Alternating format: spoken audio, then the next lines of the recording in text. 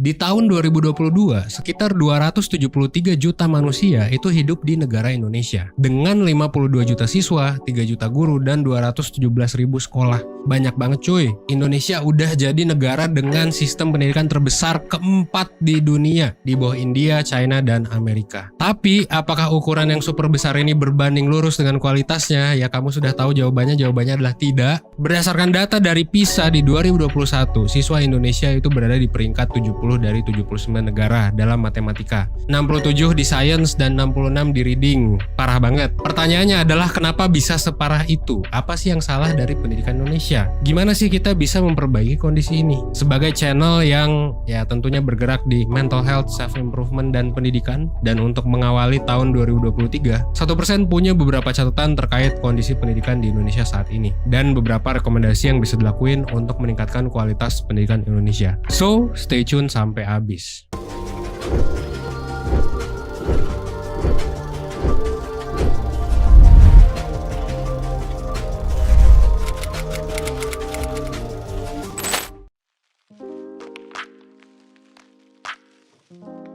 Ngomongin soal pendidikan, Presiden Jokowi sebetulnya sudah menganggarkan 549,5 triliun rupiah untuk sektor pendidikan, which is banyak banget.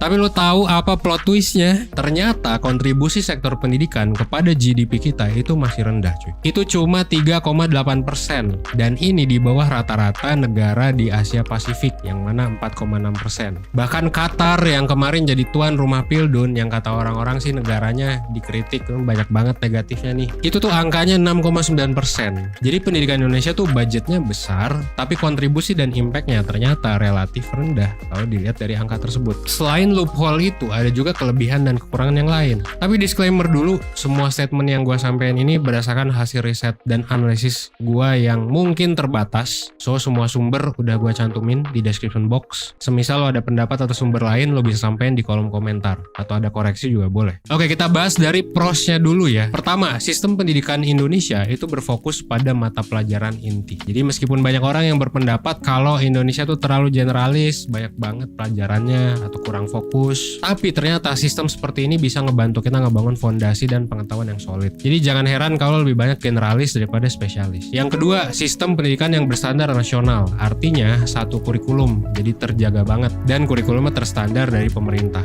Nah, ini akan ngebantu siswa-siswa dari Sabang sampai Merauke lebih konsisten kualitasnya. Meskipun pada implementasinya kita tahu sendirilah banyak sekolah yang gak imbang gitu. Yang ketiga, terintegrasi dengan nilai-nilai nasionalisme, ya upacara, terus juga mata pelajaran PPKN, ada juga sejarah dan kebudayaan Indonesia dipelajari. Ini adalah bukti sistem pendidikan kita yang terintegrasi dengan nilai-nilai nasionalisme dan patriotisme. Ini menurut gue ada bagusnya. Kenapa? Karena siswa jadi lebih ngerti dan bisa apresiasi sejarah dan kebudayaan negaranya sendiri. Nah, itu 3 tadi poin untuk prosnya. Gimana dengan consnya? Pertama, kurikulum Indonesia itu cenderung tidak relevan dengan kebutuhan masa kini. Ini udah banyak banget beritanya, banyak banget yang ngebahas. Banyak yang bilang kurikulum kita ketinggalan zaman, kurang mampu mempersiapkan siswa untuk bersaing di lapangan kerja abad 21. That's why tenaga kerja kita kalah bersaing dengan tenaga kerja asing atau belum punya skill set yang dibutuhkan lapangan pekerjaan. Pengangguran banyak, tapi ketika perusahaan nyari orang susah gitu ya. Itu juga gue rasain sebagai entrepreneur. Jadi menurut gue ini valid. Kedua, kurangnya wadah atau program untuk melatih critical thinking. Jadi murid-muridnya tuh kagak sering nanya, terus juga lebih mencatat dan menghafal. Dan in some cases juga malah dimarahin kalau kita nanya. Gue pernah nanya yang kontroversial juga ke guru biologi. Gue dimarahin, dikeluarin dari kelas. Apakah lo relate? Ya coba cerita di kolom komentar. Ketiga, ruang yang relatif sempit buat mengekspor minat siswa. Ini menarik banget. Kenapa? Karena di sini kita ngomongin soal salah jurusan. Bahkan ada statistik yang bilang 90% orang Indo tuh salah jurusan. Bisa jadi karena pada gak tahu gitu orang ke jurusan psikologi mau belajar apa gitu. Menariknya adalah orang masuk psikologi dipikir bakal gak belajar matematik. Ternyata kita belajar statistika yang sangat mantep banget. Ya kayak gitu. Banyak yang salah kaprah gitu. Karena minatnya tuh gak dilatih dari sejak dini. Pendidikan kita fokus sama core subject kayak matematika, sains, bahasa. Itu ada di kurikulum. Siswa belajar semuanya. Dari jam 7 ke jam 12 atau bahkan ada yang jam 3 atau bahkan ada yang lebih juga. Belum tambah PR, kerja kelompok. Akhirnya gak ada waktu yang banyak buat mengekspor minat mereka sendiri. Dengan semua kelebihan dan kekurangan ini, kira-kira pendidikan Indonesia bakal kayak gimana sih? Apakah bakal fuck up? Kita bahas di section selanjutnya.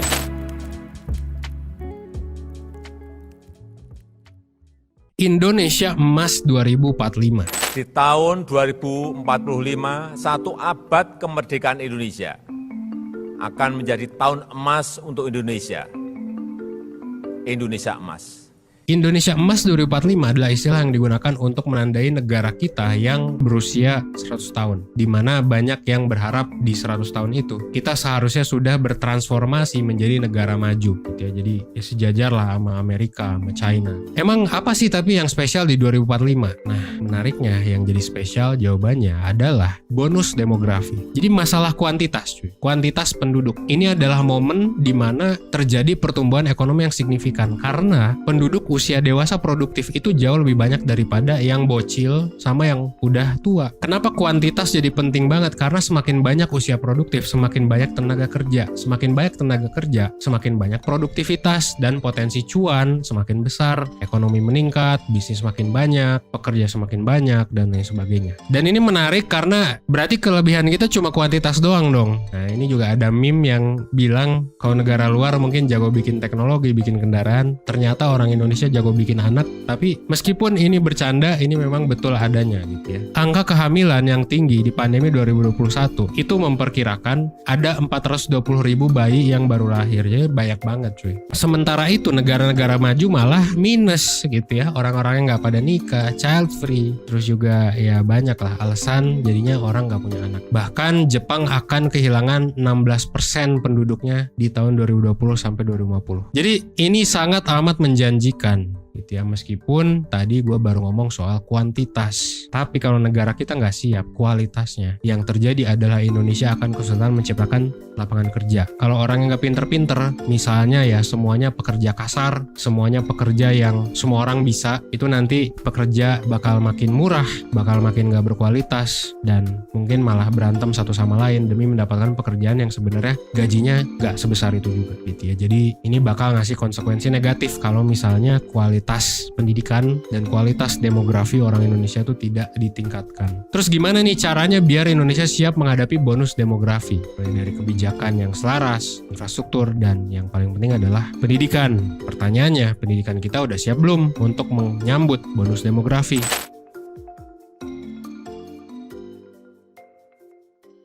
Jawabannya ya jelas, belum. Kita perlu meningkatkan partisipasi penduduk pada pendidikan. Dari data yang gue dapat, secara umum 95% penduduk Indonesia tuh lulus dari SD, 5%-nya nggak lulus. 75% lulus dari SMP atau SMA. 25%-nya kemana? Ya udah baik lah sebenarnya. Tapi masih butuh lebih tinggi lagi. Dan sebetulnya salah satu faktor yang menentukan seberapa tinggi kualitas SDM di suatu negara adalah yang lulus dari S1, yang udah pernah kuliah. Nah ini istilah pendidikannya adalah Net Enrollment Rate in Tertiary Education. Nah Asia Pasifik itu tuh 27%, sementara North America itu 71%. Jadi kita bisa lihat ya, kenapa negara barat tuh cenderung mungkin lebih maju. Indonesia gimana? Jangankan rata-rata global, rata-rata Asia aja kita nggak nyampe. Di tahun 2018 kita tuh cuma 20% orang yang lulus kuliah. Kalah sama negara tetangga Malaysia yang angka rata-ratanya tuh 35%. Bang, kita kan penduduknya banyak. Ya kalau banyak juga coba lihat penduduknya yang lebih banyak, misalnya India atau China. India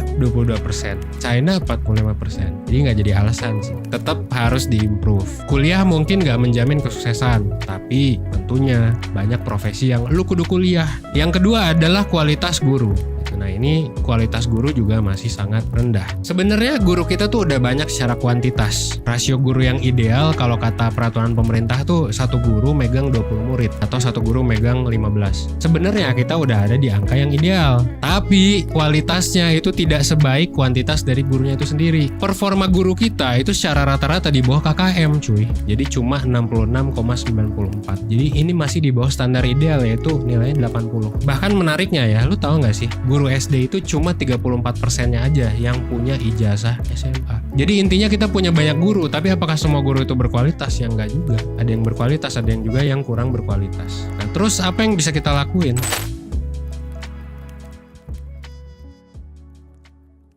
Nah, yang perlu kita lakuin sebetulnya adalah 3 poin. Pertama, kita bisa meningkatkan APBN untuk pendidikan. Ningkat lagi, ya bisa jadi juga dengan mengurangi korupsi kali ya. Karena mungkin udah besar, tapi bisa jadi penyerapannya belum sebesar itu. Atau banyak oknum yang berpotensi korupsi. Kedua, tingkatkan anggaran untuk guru. Gak bisa mungkin cuma 1-2 kali training. Gue juga mengapresiasi sekarang jadi guru jauh lebih ketat karena memang butuh pelatihan yang lebih intensif. That's why perlu anggaran yang lebih besar. Bukan cuma buat kualitas, tapi juga buat ningkatin well-being-nya juga, terutama gaji. Ya mungkin sekarang kualitasnya masih rendah, tapi semoga nanti kualitasnya bisa lebih tinggi, gajinya juga bisa lebih tinggi. Semoga aja itu bisa motivasi dan bisa meningkatkan fasilitas dan kompensasi buat guru. Ketiga, tingkatkan kualitas model kegiatan belajar dan mengajar. Banyak peneliti dan pengamat pendidikan yang bilang Indonesia tuh udah ganti-ganti kurikulum, tapi belum bisa ada hasil yang signifikan karena implementasinya belum maksimal dan merata. That's why penyelarasan kurikulum juga harus disertakan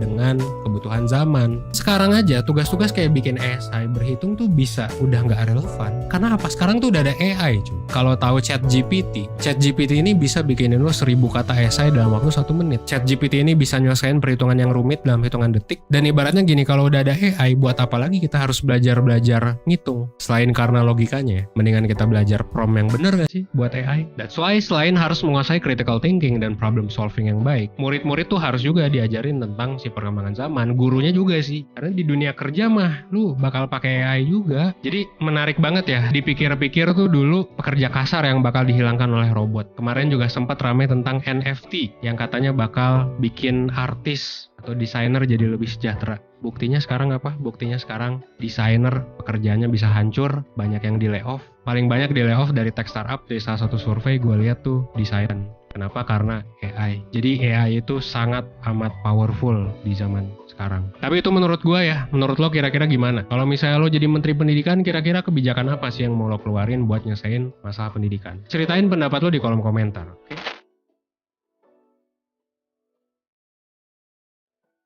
At the end of the day, gue berharap ya pendidikan Indonesia ke depan bisa lebih inklusif dan lebih mudah untuk diakses oleh semua anak Indonesia, terlepas dari latar belakang ya. Buat lo yang sekarang lagi menempuh pendidikan, jangan berhenti, terutama kalau misalnya lo masih SMA. Ayo kuliah, ayo sertifikasi, ayo lakuin segala macam hal dalam pendidikan. Kalaupun enggak, ya belajarlah dari YouTube, dari yang gratis. Dan kalau misalnya lo mau berkembang lebih baik lagi, gue dan 1% udah bikin banyak banget produk yang bisa lo manfaatin, baik yang free maupun berbayar. Kalau misalnya lo mau improve di level individu, lo bisa nyoba webinar atau kelas online. Kalau pengen yang lebih private, ya bisa coba daftar mentoring atau mungkin counseling. Ini cocok banget buat lo yang mengalami kendala di level personal. Tapi kalau improvement yang lo pengen itu lebih bersifat tim atau organisasi, misalnya lo pengen ngundang 1% jadi pembicara, misalnya lo tergabung ke sebuah organisasi atau kantor gitu ya, OSIS, BEM atau apapun, kita juga ada layanan namanya in-house training atau speaking engagement, di mana nanti lo bisa ngundang pembicara-pembicara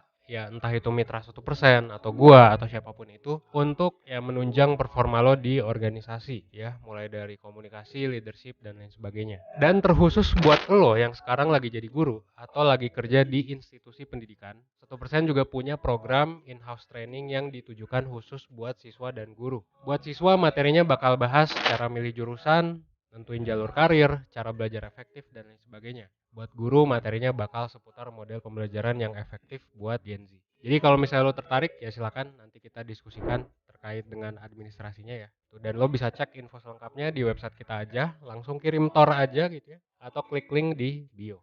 Dan gue juga mau ngajak lo untuk berkumpul di grup komunitas yang udah 1% buat. Ada komunitas belajar bahasa Inggris, komunitas skincare, komunitas finance, termasuk komunitas pendidikan juga. Silakan join, linknya udah gue taruh di deskripsi. Dan akhir kata, gue Evan di 1%. Well, thanks.